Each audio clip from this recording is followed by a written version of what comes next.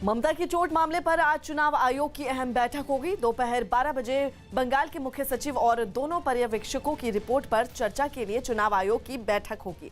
सूत्रों के मुताबिक पर्यवेक्षकों की सौंपी रिपोर्ट में हमले की बात सामने नहीं आई है। रिपोर्ट में ममता को लगी चोट की वजह हमले को नहीं बताया गया। तो वहीं ममता बनर्जी ने नंदीग्राम में अपने ऊपर हमले का आरोप लगाया था। 4 हमलावर आते हैं और किसी को दिखाई नहीं पड़ते। सीसीटीवी में भी नहीं आते, जेड सुरक्षा वाले भी नहीं देख पाते, मोबाइल के कैमरे में भी नहीं आते। हमला भी करते हैं तो पैरों पर। बंगाल का जादू सुन रखा था, देखा पहली बार। पब्लिक में कोई भी वोटर में कोई भी इसका सिंपैथेटिक जो माने प्रभाव पड़ने का वो उम्मीद रखते हैं, उसमें वो सफल नहीं होंगे।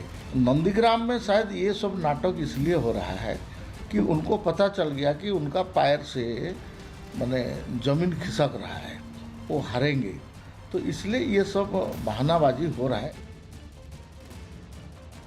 ममता बनर्जी को हम बधाई देते हैं, वो जल्दी ठीक हो जाए, प्रचार अच्छा करे, लेकिन मुझे लगता है कि उनके ऊपर जो हमला हुआ है, इस हमले की जांच होनी चाहिए। इसमें सही हमला था कि गलत हमला था कि और कोई प्लान था, इसकी भी जांच होने की आवश्यकता है। लेकिन एक मुख्यमंत्री पर हमला होना ये अच्छी बात नहीं है। दिल्ली में बीजेपी चुनाव समिति की देर रात तक बैठक चली। करीब 5 घंटे तक चली बैठक में बंगाल के अलावा असम, केरल, तमिलनाडु के उम्मीदवारों के नामों पर मंथन हुआ। बैठक में पीएम मोदी, गृह मंत्री अमित शाह, बीजेपी अध्यक्ष जेपी नड्डा, रक्षा मंत्री राजनाथ सिंह के अलावा कई बड़े नेता मौजूद रहे। असम के लिए 20 और तमिलनाडु के लिए 17 उम्मीदवारों के नामों का चयन हुआ। इसके अलावा बंगाल के लिए करीब 70 उम्मीदवारों के नाम तय किए गए। बीजेपी के बंगाल प्रभारी कैलाश विजयवर्गीय ने कहा कि मिथुन चक्रवर्ती विधानसभा चुनाव नहीं लड़ना चाहते हैं। विजयवर्गीय ने कहा कि अगर मिथुन चुनाव लड़ना चाहते हैं तो उन्हें जरूर मौका मिलेगा। सर, मिथुन चक्रवर्ती के चुनाव लड़ने को क्या कुछ फैसला हुआ सर? अभी तो उन्होंने मना किया है, पर हम चर्चा करेंगे। यदि वो लड़ना चाहेंगे जरूर उनको अवसर मिलेगा। देश के कई राज्यों में कोरोना के बढ़ते मामलों ने एक बार फिर डरा दिया है। बढ़ते मामलों ने पाबंदियों की भी वापसी करवा दी है। पंजाब, दिल्ली, केरल और कर्नाटक समेत कई राज्यों में कोरोना के केस बढ़ रहे हैं, लेकिन महाराष्ट्र के हालात हर गुजरते दिन के साथ बिगड़ते चले जा रहे हैं। ऐसा इसलिए क्योंकि देश भर में कोरोना के जितने भी मरीज सामने आ रहे हैं, उनमें आधे से ज्यादा मरीज अकेले महाराष्ट्र से हैं। यही वजह रही कि महाराष्ट्र के कई जिलों में लॉकडाउन की घोषणा कर दी गई है। तो वहीं नागपुर शहर और ग्रामीण में 15 मार्च यानी सोमवार से 21 मार्च तक लॉकडाउन लगा दिया गया है। इसी तरह परभणी और अकोला में भी लॉकडाउन की वापसी हुई है। पुणे में भी 31 मार्च तक स्कूलों और कॉलेजों को बंद कर दिया गया है। तो वहीं औरंगाबाद में 4 अप्रैल तक आंशिक लॉकडाउन लगा दिया गया है, लेकिन हफ्ते के आखिरी 2 दिन यानी शनिवार और रविवार को वहां पूर्ण लॉकडाउन लागू रहेगा। उधर पंजाब सरकार ने भी कोरोना के बढ़ते मामलों को देखते हुए राज्य के 8 जिलों में नाइट कर्फ्यू लगा दिया है और इसके अलावा राज्य में आंगनबाड़ी केंद्रों को अगले आदेश तक बंद रखने के निर्देश दिए गए हैं। मास्क को ठीक से लगाना है, हाथ को धोते रहना है, 2 गज की दूरी बना के रखना है और लोगों को वैक्सीन लगाने के लिए प्रेरित करना है, उसका जन आंदोलन बनाना है। यही करना बाकी है। अब कोई रॉकेट साइंस नहीं है कोविड के खिलाफ लड़ाई में।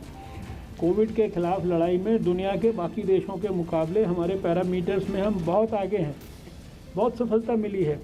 अब ये हाथ में जो सफलता लगभग काफ़ी हद तक आ गई है, इसको खोना नहीं है। उत्तर प्रदेश के कानपुर से हैरान कर देने वाला एक वीडियो सामने आया, जिसमें कुछ महिलाएं एक महिला को घेरकर मारती नजर आईं। इस हंगामे की शुरुआत जमीन विवाद के मुद्दे पर हुई, जिसमें 2 पक्ष आमने सामने हो गए। लेकिन इसी बीच एक पक्ष की महिला दूसरे पक्ष की महिलाओं के सामने अकेली पड़ गई। इसके बाद तो उन महिलाओं ने उसे घेरकर पीटना शुरू कर दिया। उसके बाल पकड़कर डंडों से भी उसकी पिटाई की गई। इस दौरान कोई भी उसे छुड़ाने नहीं पहुंचा, जिसका नतीजा ये हुआ कि उस महिला को काफी देर तक बुरी तरह पीटा गया। खबर है कि बाद में गांव के कुछ लोग बीच बचाव करने पहुंचे, तब जाकर ये हंगामा शांत हो सका। महिलाओं की मारपीट का ये वीडियो सोशल मीडिया पर भी वायरल हो गया। बिहार में नीतीश सरकार के एक मंत्री के इस्तीफे की मांग पर आरजेडी ने विधानसभा से लेकर सड़क तक मोर्चा खोल दिया। आरोप है कि राज्य में शराब पर रोक के बावजूद मंत्री रामसूरत राय के स्कूल से शराब की खेप बरामद की गई, जिस पर आरजेडी ने आरोपी मंत्री पर कार्रवाई करते हुए विधानसभा से राजभवन तक मार्च निकाला। आरजेडी ने पहले बिहार विधानसभा के अंदर हंगामा किया और अब तेजस्वी यादव अपने तमाम विधायकों के साथ राजभवन मार्च के लिए निकले हैं। इसके बाद तेजस्वी यादव की अगुवाई में आरजेडी के नेता और विधायक राजभवन के बाहर धरने पर बैठ गए। उन्होंने नीतीश सरकार पर आरोपी मंत्री को बचाने का भी आरोप लगाया। बाद में तेजस्वी यादव ने राज्यपाल से भी मुलाकात की और उनसे मंत्री रामसूरत राय को बर्खास्त करने की मांग की। ये सरकार केवल अपराधियों को संरक्षण दे रही है, दोषियों पर कार्रवाई नहीं कर रही है। इससे पहले तेजस्वी यादव ने ये मुद्दा विधानसभा के अंदर भी उठाया। इसके अलावा विधानसभा अध्यक्ष के दफ्तर के बाहर भी आरजेडी नेताओं ने धरना दिया। नाराज प्रदर्शनकारियों ने नीतीश सरकार के खिलाफ जमकर नारे भी लगाए। तेजस्वी यादव ने दावा किया कि आरोपी मंत्री के खिलाफ उनके पास कई सबूत हैं, लेकिन इसके बावजूद सरकार या पुलिस हाथ पर हाथ धरे बैठी है। बंगाल में सियासत का ये ऐसा दौर चल रहा है जहां राजनीतिक दलों के बीच एक दूसरे से माइलेज लेने की होड़ मची है। इसी होड़ में ममता बनर्जी को लगी चोट भी एक बड़ा मुद्दा बन गया है।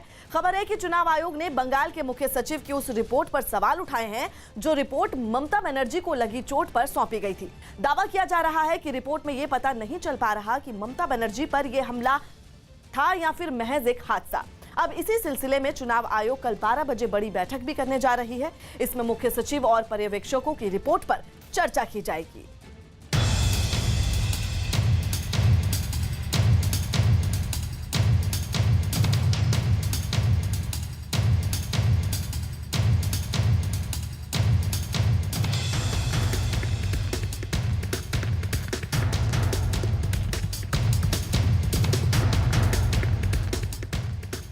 हुआ, मैंने सोचा कि अब बाहर रहकर नहीं बल्कि बगल में रहकर, अंदर रहकर मुझे उनका साथ देना चाहिए। तो घबराई हुई है, नया नया तरीका ढूंढ करके लोगों का सिंपैथी क्रिएट करने का प्रयास करी है। 24 घंटे में प्लास्टर क्रैक बैंडेज हो गया और ये देश बहुत हंस रहा है। ममता की चोट पर सियासी संग्राम।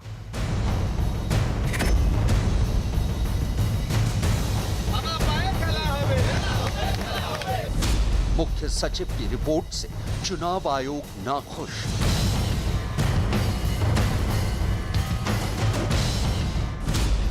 ममता के साथ हादसा या हमला। चुनाव से पहले बंगाल में चोट नीति।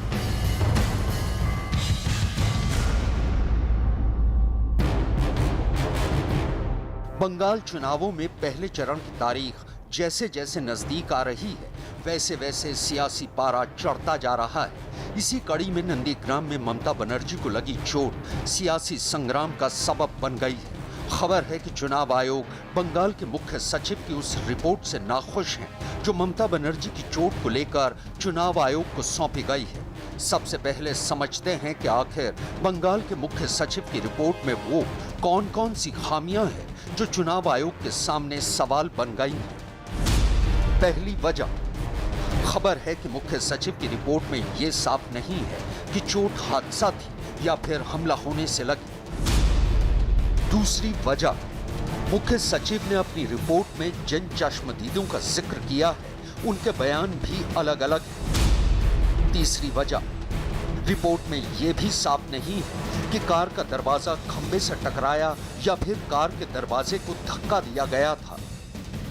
बंगाल के मुख्य सचिव की रिपोर्ट में इन सवालों का कोई जवाब चुनाव आयोग को साफ साफ नहीं मिला है। यही वजह है कि चुनाव आयोग ने इस मामले में कुछ और स्पष्टीकरण मांगे हैं। उधर मुख्य सचिव और पर्यवेक्षकों की रिपोर्ट पर चुनाव आयोग की बैठक में लगातार मंथन जारी है। दावा किया जा रहा है कि ममता बनर्जी पर चुनाव आयोग के पर्यवेक्षकों की रिपोर्ट में हमले का जिक्र नहीं किया गया है। रिपोर्ट में ममता को लगी चोट की वजह हमले को नहीं बताया गया है, जबकि ममता बनर्जी ने खुद अपने ऊपर हमले का आरोप लगाया था। ममता बनर्जी की चोट पर मचे इस सियासी घमासान के बीच अटल सरकार में वित्त मंत्री रहे यशवंत सिन्हा ने टीएमसी में शामिल होकर सियासी पंडितों को चौंका दिया है। इस दौरान उन्होंने न सिर्फ टीएमसी में शामिल होने की अपनी वजह को साफ किया, बल्कि लगे हाथ उन्होंने ममता बनर्जी को लगी चोट के मुद्दे को भी हवा दे दी। वो एक तरह से वो मोमेंट ऑफ डिसीजन था ममता जी के ऊपर जो अटैक हुआ। मैंने सोचा कि अब बाहर रहकर नहीं बल्कि बगल में रहकर, अंदर रहकर मुझे उनका साथ देना चाहिए। सक्रिय सियासत से लंबे वक्त से दूर रहे यशवंत सिन्हा का टीएमसी में शामिल होना भले ही इस मौके पर चौंका रहा हो, लेकिन बीजेपी से उनकी वर्षों पुरानी अदावत का ही नतीजा है कि बंगाल के सियासी समर में वो अब टीएमसी का झंडा थामे हुए हैं। यही वजह है कि बीजेपी यशवंत सिन्हा और टीएमसी के इस नए रिश्ते को ज्यादा तवज्जो नहीं देना चाहती। पुरुलिया में बीजेपी की रैली की अगुवाई कर रहे मनोज तिवारी ने यशवंत सिन्हा पर जोरदार निशाना साधा है। आपकी पार्टी के एक नेता रहे यशवंत सिन्हा, वो आज तृणमूल कांग्रेस में शामिल हो गए, इस तरह खबर आ रही है कलकत्ता से। अरे वो कब के अलग रास्ते पे हैं और उनका रास्ता हम लोग उन्हीं को मुबारक, उनका रास्ता उन्हीं को मुबारक। वो बहुत लंबे समय से नरेंद्र मोदी जी के नीतियों का विरोध कर करके अपना परिचय दे चुके हैं। इससे पहले शुक्रवार को ममता बनर्जी को कोलकाता के एसएसकेएम अस्पताल से छुट्टी मिल गई। इस दौरान व्हील चेयर पर अस्पताल से निकली ममता बनर्जी के बाएं पैर में प्लास्टर भी चढ़ा हुआ दिखाई दिया। कैमरा देखते ही ममता बनर्जी ने हाथ जोड़कर मीडिया का आभार जताया। दावा किया जा रहा है कि ममता बनर्जी की सेहत में सुधार के बाद ही उन्हें कुछ हिदायतों के साथ अस्पताल से डिस्चार्ज किया गया है, लेकिन बीजेपी इसे टीएमसी का सियासी ड्रामा बता रही है। केंद्रीय मंत्री गजेंद्र सिंह शेखावत ने ममता बनर्जी पर ट्वीट कर निशाना साधा। दीदी ने पिछले 24 घंटे में प्लास्टर से लेकर क्रेप बैंडेज तक लगवाई। अब क्या अगले 24 घंटों में फुटबॉल? दरअसल टीएमसी की तरफ से लगातार ममता बनर्जी की चोट को हवा दी जा रही है। इस बाबत टीएमसी चुनाव आयोग से भी शिकायत कर चुकी है। टीएमसी के कई नेताओं ने बीजेपी पर आरोप लगाते हुए कहा कि ममता बनर्जी पर जानबूझकर हमला किया गया, ममता बनर्जी पर जानलेवा हमले की कोशिश की गई। इसके ठीक उलट बीजेपी भी टीएमसी के आरोपों पर पलटवार का कोई मौका नहीं छोड़ रही है। पार्टी का दावा है कि ममता बनर्जी को चोट सड़क पर लगे खंबे की वजह से लगी। ममता बनर्जी चोट के बहाने सियासत कर रही हैं। ममता बनर्जी चोट को चुनावी मुद्दा बनाना चाहती हैं। ममता बनर्जी चोट के बहाने लोगों की संवेदनाएं बटोरना चाहती हैं। ये वो जो हमारा गीता में लिखा हुआ है ना, वो जो ये नसीब, ये सबसे पहले वो पहले ही लिख चुका है। वो ममता बनर्जी को जो हालत हुआ, वो नसीब टूट गया, इसलिए हालत हुआ है। वो जो नाटंकी कर रहा है, वो सारी पब्लिक का सोच आ गया। वहीं ममता बनर्जी पर हुए कथित हमले से ठीक पहले का वीडियो भी सामने आ चुका है। वीडियो में दिख रहा है कि नामांकन के बाद ममता बनर्जी अपनी गाड़ी के दरवाजे पर खड़ी होकर अभिवादन स्वीकार कर रही हैं। उनके साथ सुरक्षा कर्मी भी दिख रहे हैं। इस दौरान ममता बनर्जी की गाड़ी की स्पीड भी बेहद धीमी है। हालांकि इसके बाद क्या हुआ और कैसे हुआ, यह अभी तक सवालों के घेरे में है। लेकिन बीजेपी का यही दावा है कि बंगाल चुनाव में ममता बनर्जी इमोशनल कार्ड खेल रही हैं। बीजेपी प्रदेश अध्यक्ष दिलीप घोष ने भी दावा किया है कि ममता बनर्जी अपनी चोट के बहाने राजनीतिक रोटियां सेकना चाहती हैं। राजनीति में बहुत सारा तरीका लोग अपनाते हैं। ममता बनर्जी की स्थिति ऐसी है कि पार्टी टूट रही है। उनके जो पुराने सिपाही पार्टी खड़ा करने में जिनका बड़ा योगदान रहा, ऐसे लोग पार्टी छोड़कर भाग रहे हैं। अब उनके लिए स्टार प्रचारक भी नहीं है पार्टी को लड़ाई में सामने से लीड करने वाले। तो इस स्थिति में वो घबराई हुई है, नया नया तरीका ढूंढ करके लोगों का सिंपैथी क्रिएट करने की प्रयास करी है। जहाँ तक तो मालूम हुआ, डोर खोल करके खड़े होकर रोड शो में जैसे हाथ दिखाते ऐसे ही कर रही थी। बगल में कोई खंबा में टकरा करके डोर उनकी पैर में चोट आई डोर से। स्वाभाविक है, तो चोट होता है तो ट्रीटमेंट होना चाहिए, लेकिन उसको लेकर राजनीति जब शुरू हो गया तब माहौल गर्म हुआ, उसको लेके प्रदर्शन, बंद, रास्ता में जुलूस। तो इस प्रकार राजनीति से बंगाल को कुछ मिलने वाला नहीं है। बंगाल में चोट पर मची इस सियासी गहमा गहमी के बीच बीजेपी अपना चुनाव प्रचार को धार देने में जुटी है। कोलकाता की सड़कों पर चलने वाली ट्राम के भीतर हमें कुछ ऐसी ही तस्वीर दिखाई, जहां बीजेपी महिला मोर्चा से जुड़ी नेता पार्टी के जनाधार को मजबूती देते दिखाई दी। पश्चिम बंगाल में बीजेपी चुनाव प्रचार के लिए हर वो रणनीति अपना रही है जिससे वो आम लोगों के बीच में पहुंच सके और जो बीजेपी का जनाधार पहले जहां नहीं था वहां वो उस जनाधार को पाए, क्योंकि अगर पश्चिम बंगाल की सत्ता में आना है, हर एक इतिहास बीजेपी को बनाना है, तो वो हर मुमकिन कोशिश करनी होगी जिसके लिए जनता उसको वोट दे सके। आप देख सकते हैं ये ट्राम है, कलकत्ता की मशहूर ट्राम, जहां लोग यात्रा करते हैं। एक तरह से एक समय जीवन रेखा ये कहा जाता था ट्राम को। तो आप देख सकते हैं बीजेपी के कार्यकर्ता हैं, बीजेपी की महिला मोर्चा के कार्यकर्ता हैं जो गीत गा रही हैं, गाने गा रही हैं, जय श्री राम के नारे लगा रही हैं। और कोशिश यही है कि ज़्यादा से ज़्यादा लोगों के बीच में, खासकर आम पब्लिक के बीच में, महिलाओं के बीच में ये लोग पहुंच सकें। ट्राम का सेंटर कोलकाता की सड़कों पर चुनाव प्रचार अभियान का ये अलग कलर आप देख रहे हैं। बंगाल के सियासी समर का ये ऐसा पड़ाव है जहां एक एक सीट के लिए एड़ी चोटी का जोर लगाया जा रहा है, क्योंकि यही जोर किसी को सत्ता तक पहुंचा सकता है तो किसी की सत्ता छीन सकता है। देखना है कि विधानसभा की इस जंग में किसकी चोट जोरदार रहती है। मुंबई में एक और जहां कोरोना के मामले तेजी से बढ़ रहे हैं, तो वहीं दूसरी तरफ लोग सोशल डिस्टेंसिंग की जमकर धज्जियां उड़ा रहे हैं। मुंबई में दादर सब्जी मंडी में लोगों की भारी भीड़ दिखाई दे रही है। लोग ना तो मास्क लगाए हुए हैं और ना ही सोशल डिस्टेंसिंग का पालन कर रहे हैं। तस्वीरें हम आपको दिखा रहे हैं और तस्वीरें देखकर आप अंदाजा लगा सकते हैं कि हालात कितने बद से बदतर हैं। चाहे दुकानदार हो या फिर ग्राहक, कोई भी कोरोना नियमों का पालन नहीं कर रहा है। मुंबई में 24 घंटे में कोरोना के 1709 नए केस सामने आए हैं।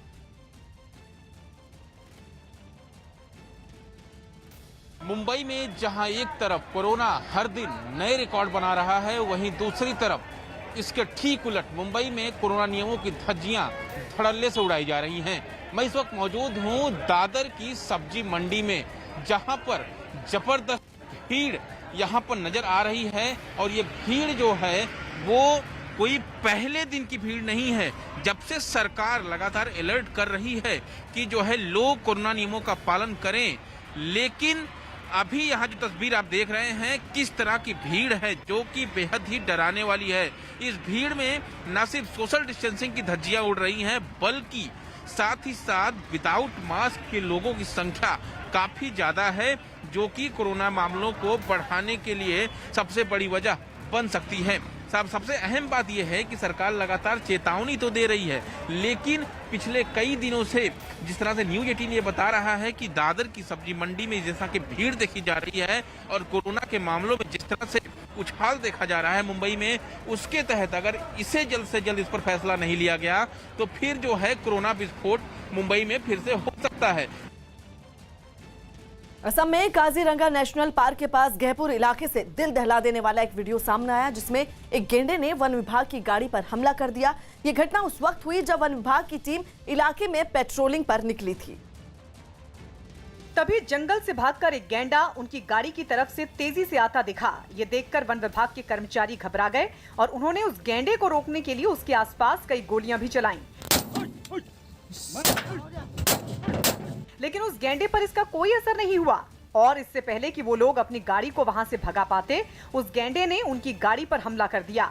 उसने उनकी गाड़ी पर कई वार किए। गनीमत रही कि सभी कर्मचारी गाड़ी के अंदर थे और इस हमले में किसी को भी चोट नहीं लगी। खबर है कि बाद में वन विभाग की टीम ने पुलिस और आसपास के लोगों की मदद से उस गैंडे को किसी तरह वापस जंगल में भेज दिया। एनडीए ने केरल की सभी 140 विधानसभा सीटों पर चुनाव लड़ने का ऐलान किया। केरल में एनडीए ने सभी 140 विधानसभा सीटों पर चुनाव लड़ने का ऐलान कर दिया। खबर है कि बीजेपी 115 सीटों पर चुनाव लड़ेगी, जबकि सहयोगी दल 25 सीटों पर अपने उम्मीदवार उतारेंगे। विधानसभा चुनावों को लेकर गृह मंत्री अमित शाह आज से असम और पश्चिम बंगाल के 2 दिन के दौरे पर हैं। असम के मार्गेरिटा और नाजीरा में वो 2 चुनावी रैलियों को संबोधित करेंगे। इसके बाद वो बंगाल रवाना हो जाएंगे, जहां वो शाम को खड़गपुर में रोड शो करेंगे।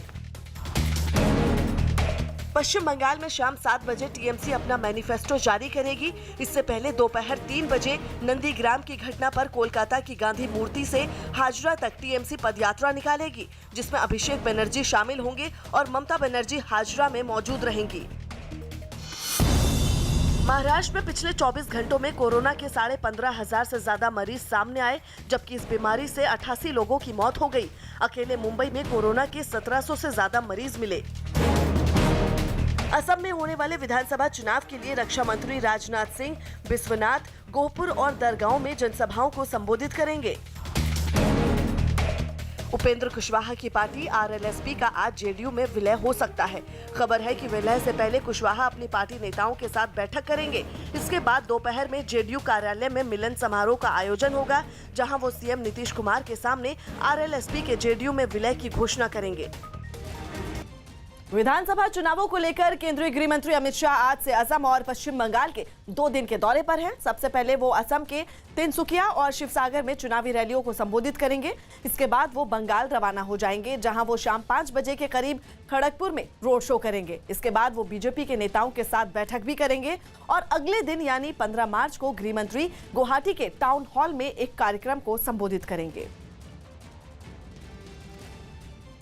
ममता बनर्जी आज शाम 7 बजे टीएमसी का मैनिफेस्टो जारी करेंगी। वहीं इससे पहले दोपहर 3 बजे से नंदीग्राम की घटना पर कोलकाता में गांधी मूर्ति से हाजरा तक टीएमसी की पदयात्रा होगी, जिसमें ममता के भतीजे अभिषेक बनर्जी शामिल होंगे, जबकि ममता बनर्जी हाजरा में ही मौजूद रहेंगी। वहीं ममता की चोट पर बीजेपी ने एक बार फिर तंज कसा है। पश्चिम बंगाल के प्रभारी कैलाश विजयवर्गीय ने कहा कि सहानुभूति बटोरने का दाव कहीं उल्टा न पड़ जाए।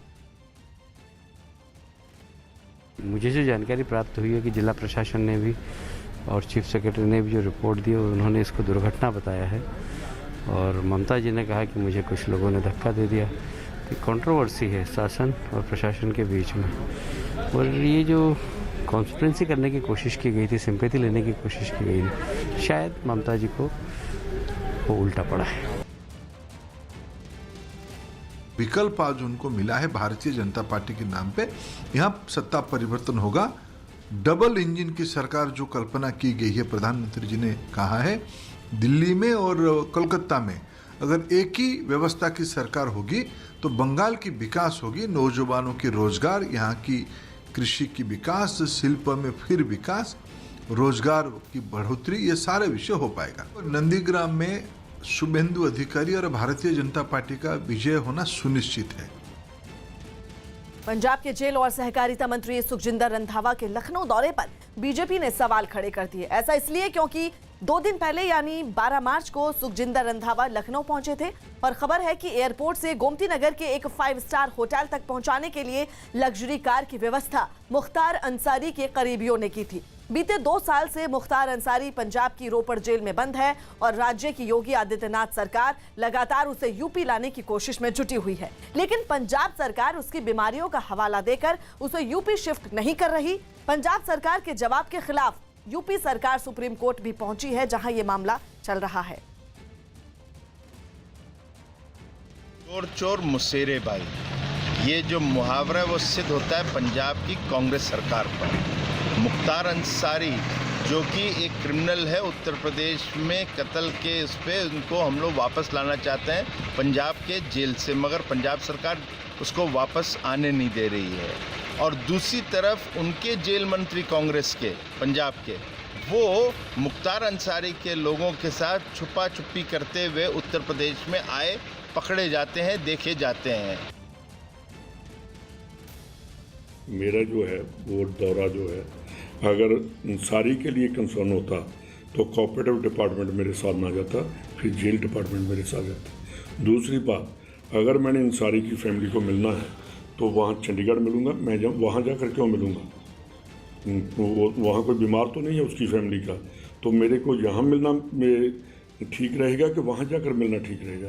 ये तो उनका द्वालियापन है। और मेरा ख्याल है कि जो उनकी इतनी गिरी हुई सोच और पॉलिटिक्स, मैं कहता हूँ इंसानियत से गिरा हुआ उन्होंने आरोप लगाया।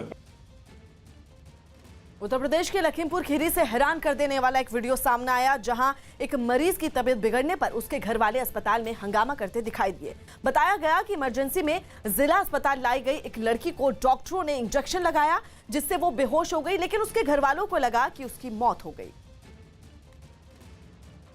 और फिर उन्होंने अस्पताल में जमकर हंगामा शुरू कर दिया। तस्वीरों में दिखा कि गुस्से से तमतमाए मरीज के घर वाले डॉक्टरों और अस्पताल कर्मियों पर टूट पड़े। यही नहीं, उन्होंने वहां रखे सामान को भी तहस नहस कर दिया। कई लोगों को तो उन्होंने दौड़ा दौड़ा कर पीटा। इस हंगामे की वजह से अस्पताल में अफरा तफरी मच गई। वहीं इस घटना से नाराज अस्पताल कर्मियों ने इमरजेंसी समेत कई वार्ड में ताली लगाकर घंटों तक कामकाज ठप कर दिया। बहुत ही अशोभनीय है और ये अराजक तत्व हैं। इनको गिरफ्तार करके इनके खिलाफ कड़ी से कड़ी कार्रवाई की जाए। हालांकि बाद में पुलिस वहां पहुंची और उसने हंगामा कर रहे 4 लोगों को गिरफ्तार कर लिया, जबकि कई लोग मौके से फरार हो गए, जिनकी तलाश की जा रही है। दिल्ली से देहरादून जा रही जनशताब्दी एक्सप्रेस के एक डिब्बे में भीषण आग लगने से हड़कंप मच गया। यह हादसा उत्तराखंड के कांसरों में हुआ, जब ट्रेन में अचानक शॉर्ट सर्किट की वजह से आग लग गई। और देखते ही देखते जनशताब्दी एक्सप्रेस आग की तेज लपटों में घिर गई। इस ट्रेन के एक डिब्बे की सभी खिड़कियों से आग की लपटें निकलने लगीं।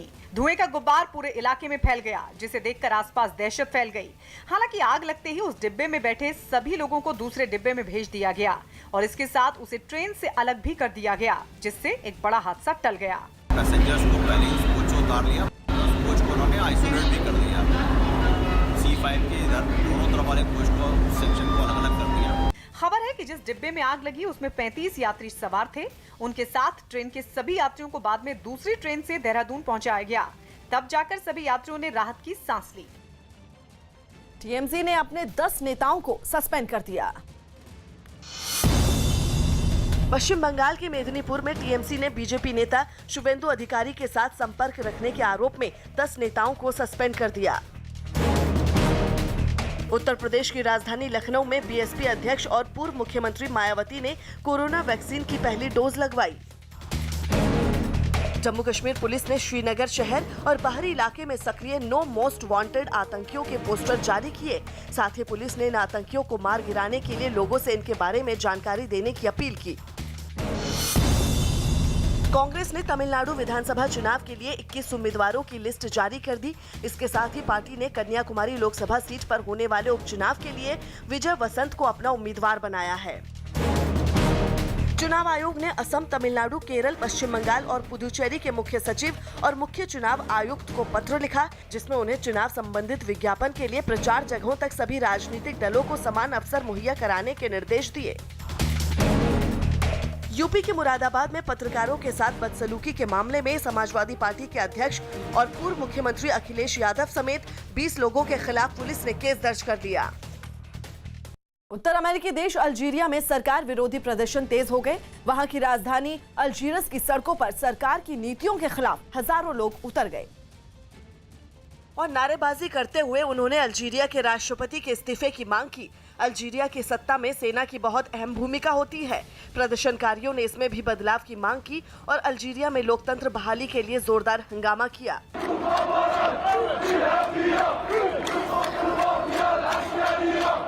2019 में इसी तरह के प्रदर्शनों की वजह से वहां के उस वक्त के राष्ट्रपति बूतेफ्लिका को अपनी गद्दी छोड़नी पड़ी थी। बूतेफ्लिका 20 साल तक अल्जीरिया की सत्ता पर काबिज रहे, लेकिन जब उनकी नीतियों के खिलाफ लोगों का गुस्सा भड़का तो उन्हें सत्ता से हटना पड़ा। ताज़ा प्रदर्शनों ने भी वहां की सरकार की चिंता बढ़ा दी है। पश्चिम एशिया के देश लेबनान में महंगाई और बेरोजगारी समेत कई मुद्दों पर चल रहा हिंसक प्रदर्शन बढ़ रहा है। लंबे वक्त से बिगड़ती अर्थव्यवस्था की मार झेल रहे सैकड़ों लोग लेबनान की राजधानी बेरूत की सड़कों पर उतर गए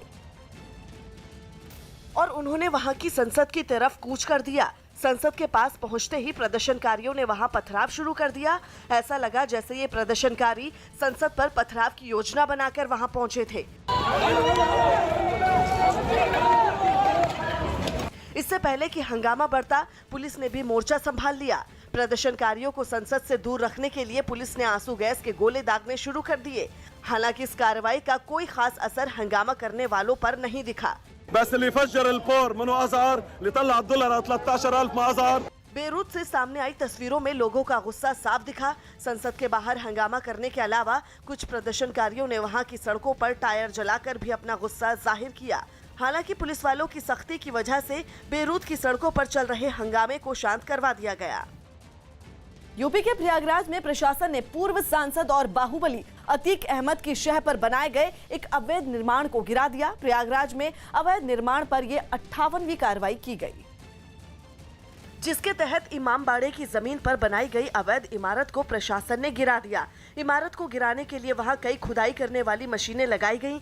बताया गया कि इस इमारत में 60 से ज्यादा दुकानें बनाई गई थी और सभी दुकानें बेची जा चुकी थी। ये खबर भी सामने आई कि अवैध इमारत में बनी दुकानों को बेचकर करीब 10 करोड़ रुपए तक की कमाई की गई थी। प्रशासन की कार्रवाई के वक्त किसी तरह का हंगामा ना हो, इसलिए वहां भारी तादाद में पुलिस भी मौजूद रही। इस कार्रवाई के जरिए अपराधियों को भी एक संदेश दिया जा रहा है कि चाहे कितना बड़ा भी अपराधी हो, उसके खिलाफ योगी सरकार का एक्शन इसी तरह से जारी रहेगा। वक्फ की जमीन पर इतनी बड़ी अवैध इमारत को बनाए जाने की सीबीआई जांच भी चल रही है। बताया गया कि जिस जमीन से अवैध निर्माण को हटाया गया, उसे बाद में वक्फ को सौंप दिया जाएगा। पश्चिम बंगाल की महासंग्राम में सियासी जंग तेज होती जा रही है। टीएमसी और बीजेपी दोनों ही जोर शोर से चुनाव प्रचार में जुटी है। खासकर बीजेपी तो अपने तमाम बड़े नेता और स्टार कैंपेनर बंगाल के चुनावी समर में उतार चुकी है। बीजेपी नेता मनोज तिवारी भी बंगाल में बीजेपी के लिए प्रचार कर रहे हैं। मनोज तिवारी बीजेपी के बड़े स्टार कैंपेनर हैं और अपने निराले अंदाज में चुनाव प्रचार करने के लिए जाने जाते हैं। न्यूज़ 18 इंडिया ने उनके साथ एक दिन बिताया और ये जानने की कोशिश की कि आखिर मनोज तिवारी ने बंगाल के वोटरों का दिल जीतने के लिए किस तरह की तैयारियां की हैं।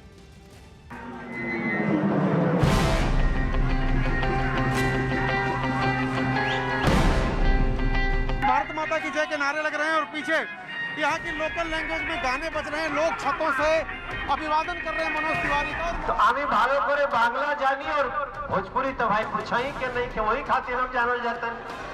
इस बार बीजेपी सरकार।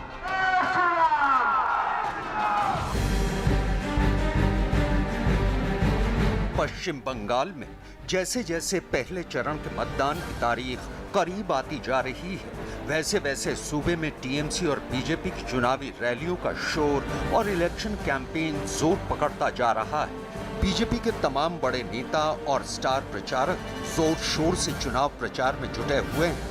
न्यूज़ 18 संवाददाता अरुण सिंह ने बीजेपी के ऐसे ही एक स्टार प्रचारक मनोज तिवारी के साथ एक दिन बिताया और देखा कि वो कैसे बंगाल की जनता का दिल जीतने की कोशिश कर रहे हैं। पश्चिम बंगाल में खेला होबे का नारा तो काफी पहले से लग रहा है, लेकिन असली खेला अब शुरू हुआ है। ममता बनर्जी व्हील चेयर से खेला होबे का नारा दे रही हैं, तो दूसरी तरफ बीजेपी ने भी अपने एक खिलाड़ी को मैदान में उतार दिया है। कौन है वो? मैं हूँ मनोज तिवारी आप सबका, और मैं हमारे साथ पूरी बंगाल का माँ है, मानुस है और माटी पे खड़े हैं। चल रहे हैं हम पुरुलिया। आइए चलते हैं मनोज जी।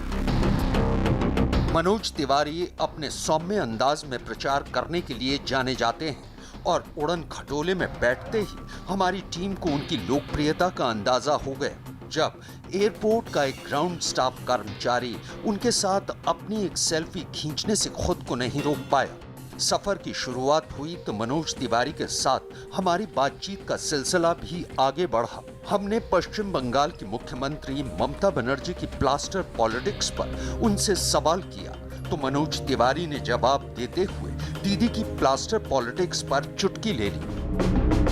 ममता बनर्जी हॉस्पिटल में थी, कल उन्होंने जिद किया, वो बाहर निकल आई, अब खेला शुरू होगा असली।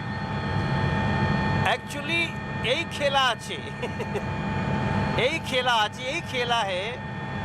पहली बार इस देश ने देखा होगा कि प्लास्टर 24 घंटे में उतर जाता है।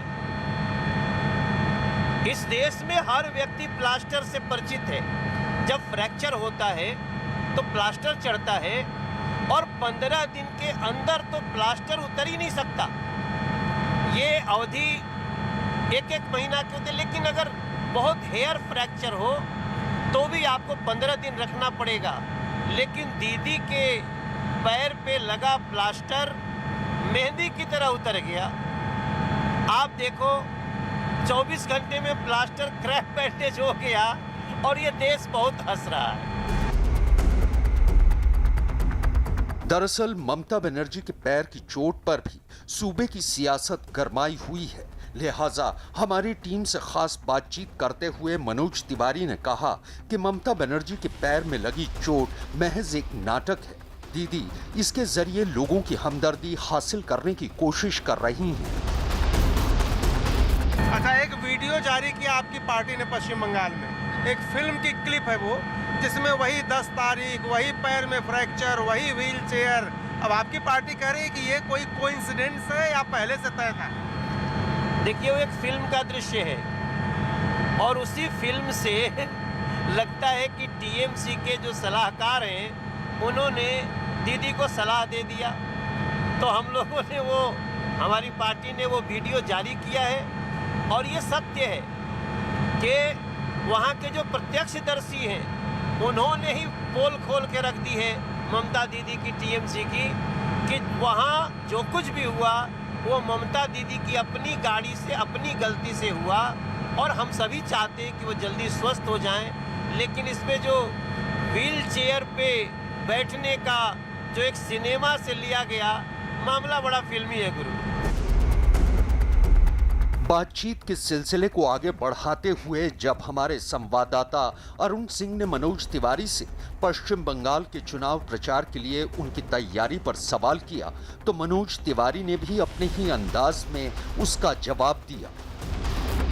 आपका अंदाज एकदम अलग होता है, जहां जाते हैं आप छा जाते हैं। पश्चिम बंगाल के लिए कौन सी तैयारी है? कैसे यहाँ के लोगों को लुभाएंगे, कैसे यहाँ के लोगों को समझाएंगे? हम तो बस एक ही लाइन सबको कह रहे हैं कि आसचे एबार बीजेपी सरकार, आसचे एबार बीजेपी सरकार, पश्चिम बंगाल में प्रथम बार बीजेपी सरकार। तो मनोज तिवारी अपने अंदाज में पश्चिम बंगाल के चुनावी रणभूमि में उतर चुके हैं और प्रचार अभियान की शुरुआत उन्होंने कर दी है।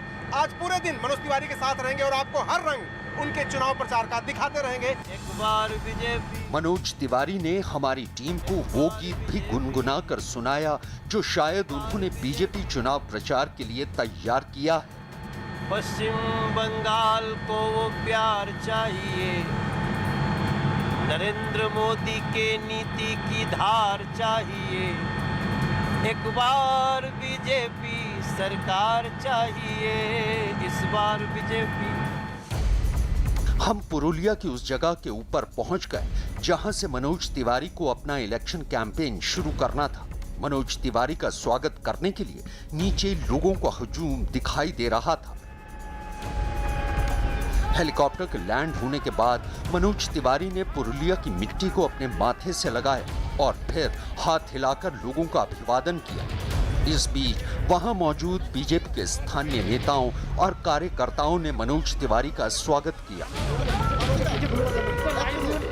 इतनी देर में पुरुलिया के आसमान से हल्की बारिश की बूंदें भी बरसनी शुरू हो गई। लोगों के बीच से निकलकर मनोज तिवारी एक गाड़ी के ऊपर चढ़ गए। इसके बाद बीजेपी के कार्यकर्ताओं के जय श्री राम के नारों के बीच मनोज तिवारी का रोड शो शुरू हुआ।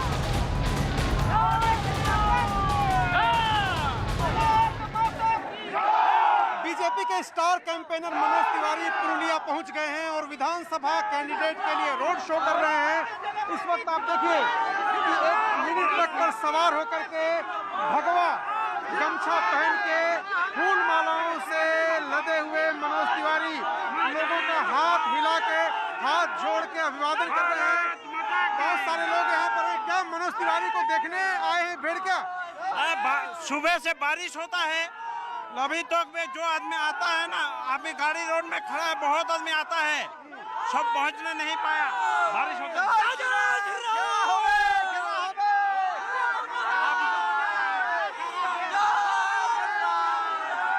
तो ये पुरुलिया के लोग हैं, भारतीय जनता पार्टी के समर्थक हैं, जय श्री राम और खेला होवे के नारे लगा रहे हैं और साथ ही साथ भारत माता की जय के नारे लगा करके मनोज तिवारी के साथ रोड शो में हिस्सा ले रहे हैं।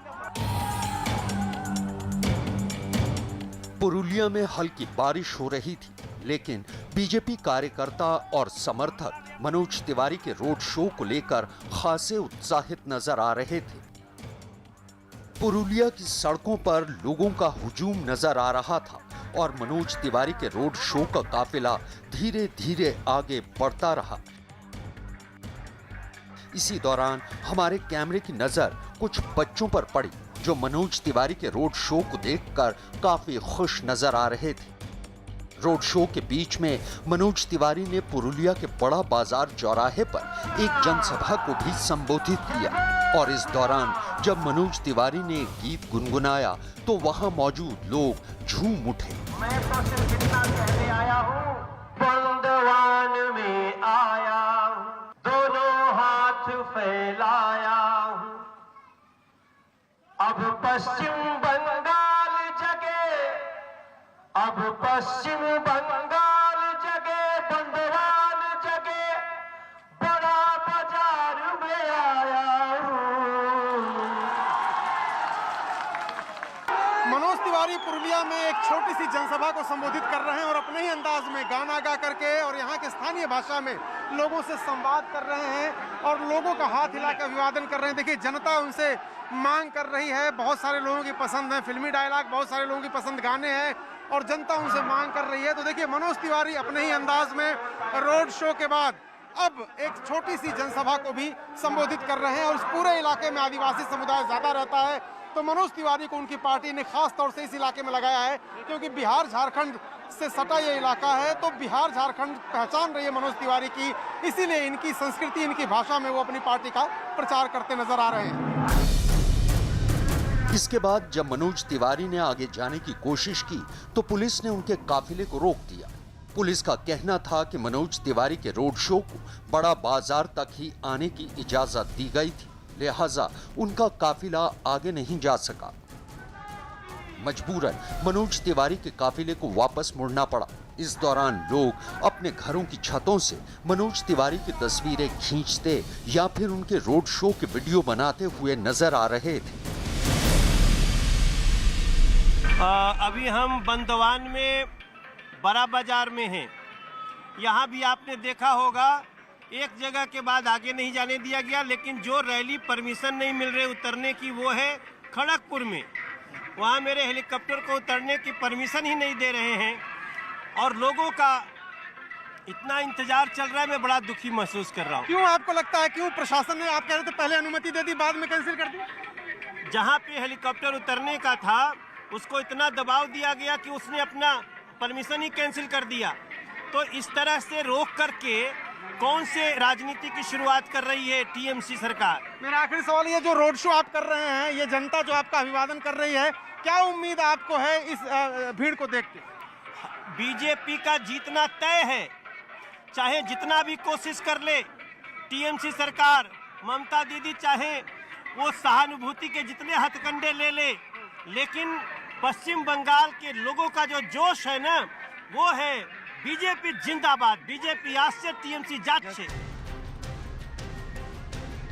दरअसल मनोज तिवारी बंदवान विधानसभा सीट से बीजेपी के उम्मीदवार वारसी मुर्मू के लिए चुनाव प्रचार करने के लिए आए थे। वापसी के दौरान भी बीजेपी समर्थक और कार्यकर्ता उनके ट्रक के आगे नाचते रहे। लोगों का उत्साह देखकर मनोज तिवारी भी उनका वीडियो बनाने से खुद को नहीं रोक पाए। मनोज तिवारी के रोड शो का काफिला नाचते समर्थकों की भीड़ में धीरे धीरे आगे बढ़ता रहा और बीच बीच में मनोज माइक हाथ में लेकर भारत माता की जय के नारे लगाते रहे और बीजेपी कार्यकर्ताओं का जोश बढ़ाते रहे। भारत माता की, भारत माता की। मनोज तिवारी ने लोगों से बात करनी बंद की तो रोड शो में मौजूद लोगों का हुजूम उनसे एक भोजपुरी गाना गुनगुनाने की फरमाइश करने लगा। लिहाजा जनता की मांग पर मनोज ने एक गाना शुरू किया तो लोगों ने नाचना शुरू कर दिया।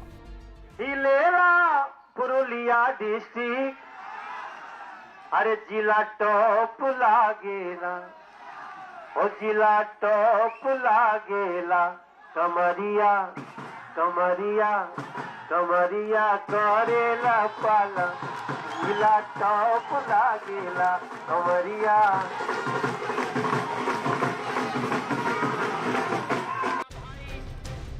इसके बाद धीरे धीरे मनोज तिवारी का काफिला उसी ग्राउंड पर पहुंच गया जहां से उनका रोड शो शुरू हुआ था। मनोज तिवारी ने अपना रोड शो खत्म किया। बीजेपी कार्यकर्ताओं से मिलकर हेलीकॉप्टर में बैठकर हमारी टीम भी मनोज तिवारी के इलेक्शन कैंपेन के अलग अलग रंग देखकर उनके साथ ही कोलकाता के लिए उड़ चली।